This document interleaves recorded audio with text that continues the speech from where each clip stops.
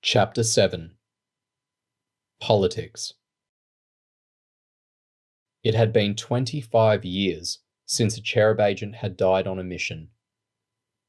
Zara Asker had only been the organization's chairwoman for 10 months, and she'd learned about the worst crisis of her career while sitting in a hospital ward, comforting her 3-year-old son Joshua, who'd broken his arm after deciding to jump from the top of the slide at his nursery school. It was a complex break, and Joshua had been kept in overnight, following a minor operation to insert a metal pin. He was tearful and restless, and Zara felt guilty abandoning her own child to go and look after someone else's. But Joshua had his father Hewitt for comfort. And while Joshua would undoubtedly cry for his mum when he got tired, his arm would heal and his cast would be off in a month or so. Gabrielle's fate was nowhere near as certain. Zara was flashed by a dozen speed cameras as she took the family Lexus from the car park of the hospital nearest to Cherub campus to another hospital on the outskirts of Luton. At one point, she got pulled over by police while cutting through the crowded traffic, but a glimpse of her high-level security pass earned her an escort of flashing blue lights along the fast lane of the M1. On top of being worried about Gabrielle, she was dreading the political consequences of what had happened. Only the Prime Minister and the Intelligence Minister knew that Cherub exists. Both had been reassured that Cherubs are well-trained, closely monitored by mission controllers, and that the chances of a Cherub being seriously injured or killed are slight. Zara was going to be in for a grilling when they found out that one of her agents was on life support following a knife fight between two rival drug gangs.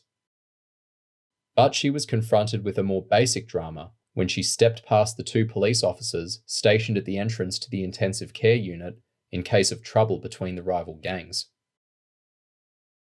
Mission controller Chloe Blake and her assistant Maureen Evans stood up and hugged Zara as she entered a waiting area between two intensive care rooms. Chloe had been a full mission controller for less than a year, and Maureen was a Trinidadian ex-Cherub who'd only been appointed as Chloe's assistant after leaving university the previous October. Zara respected them both, but knew questions would be raised about whether two of Cherub's least experienced mission controllers should have been allowed to handle a high-risk mission. Michael stood at the end of the room, staring out of a dirty window and trying his best not to cry. A tear broke free as Zara kissed him on the cheek and rubbed his back. Michael was much younger than his big sisters, and to avoid splitting his family, he joined Cherub at just 3 years of age. Zara could remember him riding around campus on a tiny push bike with stabilizers, back when she'd first been appointed as an assistant mission controller. "What's the medical situation?" Zara asked as she let Michael go. Chloe answered. "Gabrielle's in a sterile room to prevent infection. She's under sedation and her breathing is being supported mechanically. They've given her clotting agents to stem the bleeding." "How are they describing her condition?" "Critical, but stable. The doctor has been checking in every half an hour, and the surgeon came by 40 minutes ago. She said they've stemmed most of the external bleeding, but the knife went in deep and is still lodged in Gabrielle's back." 5 runts were also seriously injured. At the moment, a boy who took a shotgun blast in the back is in surgery, but as soon as he's out of theatre, they're going to wheel in Gabrielle and try removing the knife. The trauma surgeon said they won't know how severe her injuries are until they open her up. "Sounds grim," Zara said, as she swept her hand through her hair and looked around anxiously. Is it safe to speak here?" "As long as you're quiet," Chloe nodded. "There's tight security around the hospital. The police think that some of Major D's men could come by the hospital and try to finish the job." "Major D has previous on that score," Maureen explained. "In 2005, a witness who'd agreed to testify against him on an attempted murder beef was shot in her hospital bed."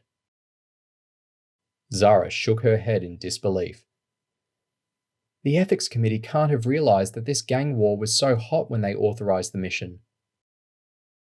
Chloe twisted her trainer awkwardly as she addressed her boss. I wrote the risk assessment, Zara. I'll tender my resignation if you ask me to. Chloe, you're an excellent mission controller, Zara said reassuringly. I'm sure it won't come to that. Michael turned away from the window and spoke.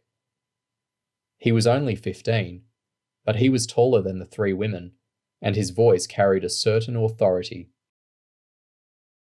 The Runs have declared war on the Slasher Boys, which nobody could have predicted. You can't blame Chloe. I appreciate that, Michael, Zara said. I'm not blaming anyone. You're not going to pull the plug on the mission, are you?